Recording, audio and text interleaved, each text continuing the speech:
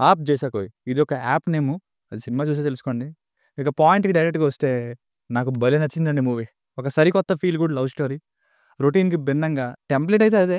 కానీ ఫీల్ గుడ్‌గా ఉంది. Beautiful సీన్స్‌తో, the best music వర్క్‌తో. నాకు తెలిసి బాలీవుడ్ నుండి ఎవ్రీ వీక్ నెట్‌ఫ్లిక్స్‌లో డైరెక్ట్‌గా రిలీజ్ అయ్యే ఓటీటీ సినిమాలు మాక్సిమం స్క్రాప్ ఉంటాయి. ఎస్పెషల్లీ బాలీవుడ్ నుండి. కానీ ఈ 'ఆప్ జైసా కోయి' కంప్లీట్‌గా సర్ప్రైజ్ చేసింది. జనరల్‌గా 30 వర్సెస్ 21 సీరీస్ చూసే ఉంటారు కదా యూట్యూబ్‌లో. ఈ 'ఆప్ జైసా కోయి' 42 వర్సెస్ 32 అనమాట. క్యారెక్టరైజేషన్స్ నుండి కంక్లూజన్ వరకు ప్రతి సీన్ కూడా మీనింగ్‌ఫుల్‌గా ఉంది. ఏదో పెట్టాలన్నట్టు కాకుండా నీడెడ్ కాబట్టి అది పెట్టారన్నట్టుంది. నాకు లవ్ స్టోరీస్ అసలు నచ్చనే నచ్చవు. ఏముంది మహా అయితే స్టార్టింగ్‌లో హీరో, హీరోయిన్ లవ్ చూడడమో, లేక హీరోయిన్, హీరోని లవ్ చేయడమో ఏదో జరుగుతుంది.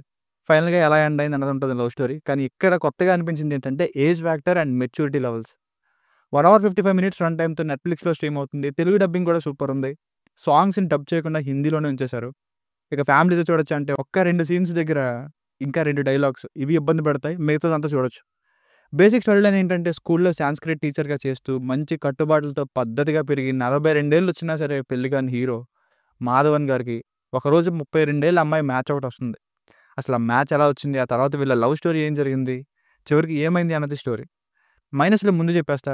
ఇదొక లవ్ స్టోరీ ఫిల్మ్ కాబట్టి మాస్ ఎలిమెంట్స్ ఉన్న ఫిల్మ్స్‌ని ఇంకా థ్రిల్లర్స్‌ని మాత్రమే ఇష్టపడే వారికి ఏమి అనిపించకపోవచ్చు. అలాగే యాప్ చాట్ విషయంలో హీరోయిన్ పాయింట్ ఆఫ్ వ్యూ కొంచెం లిబర్టీ తీసుకున్నారు అండర్ ఎక్స్‌ప్లోర్డ్‌గా. ఇంకా పాజిటివ్‌గా మార్చడానికి మేబీ.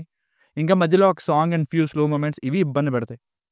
ఇక ప్లస్ పాయింట్స్ విషయానికొస్తే 'ఆర్ మాధవన్' గారికి ఫ్యాన్స్ అవ్వని వారు ఈ సినిమాతో డెఫినిట్‌గా ఆయన పెర్ఫార్మన్స్‌కి ఫ్యాన్స్ అవుతారు. బాధపడే సీన్స్‌లో ఈయన యాక్టింగ్ అయితే సూపర్ ఉంది. ఎక్స్‌ప్రెషన్స్ అవి.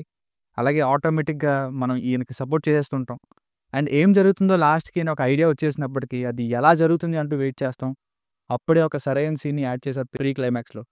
మ్యూజిక్ అండ్ సాంగ్స్ 2 అదిరాయి. మ్యూజిక్ డైరెక్టర్ ఎవరా అని సినిమా అయిపోయిన తర్వాత చెక్ చేస్తే రోచక్ కోహ్లీ గారితో పాటు జస్టిన్ ప్రభాకర్ గారంట.